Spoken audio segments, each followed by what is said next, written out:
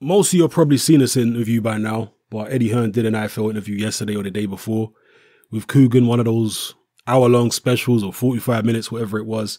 And he addressed the whole Joshua situation with regards to his mandatories. Kubrat Pulev with the IBF and Luis Ortiz with the WBA. And basically he says that he's willing to work out a deal with Luis Ortiz.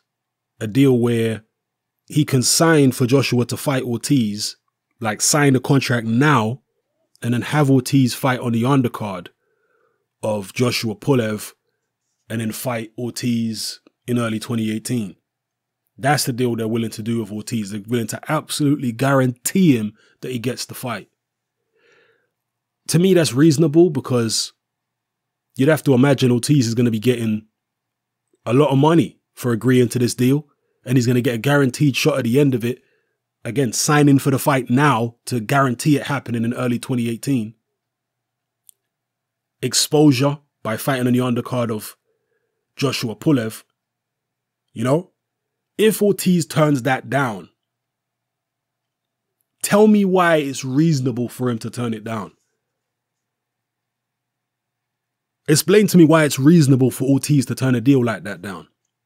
Because if he turns that deal down, then what he's doing is he is essentially trying to avoid the fight himself. Because he'll be fighting somebody else for the WBA belt because Joshua's going to get stripped if Ortiz don't agree to that deal. Am I wrong? Why wouldn't he agree to that deal? He's still getting a guaranteed shot in early 2018. And he's getting to stay busy on Joshua's undercard against Pulev. So what's the problem? You know, I know he does have his fight mandated right now and he wants it right now. But he understands that Joshua wants to consolidate all the belts. He understands that Joshua's got a mandatory obligation with the IBF and Kubrat Pulev. And he knows Joshua's willing to sign paperwork now to fight him guaranteed in early 2018. So if he don't agree to the deal, he's trying to get Joshua stripped. That's all you could say. He's trying to get the man stripped. And getting him stripped, what? You're going to fight somebody else for the belt for a lot less money? Someone with less credibility? Okay. So you want an easier path to the title then? And I'm not hating on that.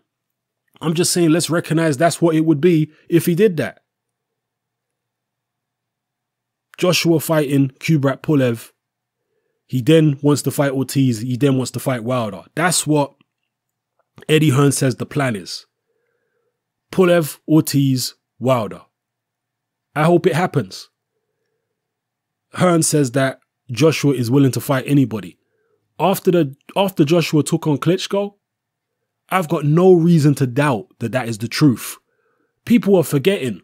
Joshua took on Klitschko as a voluntary defense or a unification of sorts. Klitschko weren't the WBA champion, but the WBA belt was on the line because it was vacant.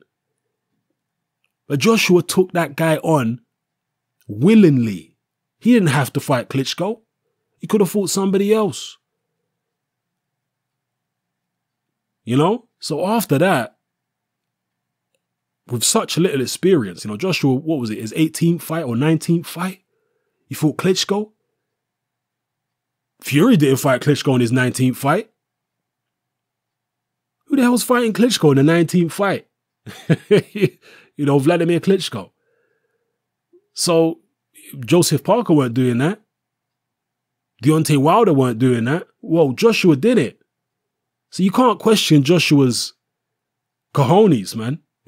This guy's got guts. This guy's got heart.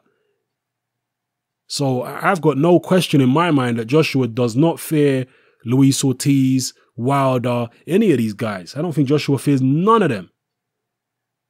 And he's willing to fight any of them. Is there some influence and advice behind the scenes from Eddie Hearn and other people telling Joshua, no, don't fight this guy, fight that guy?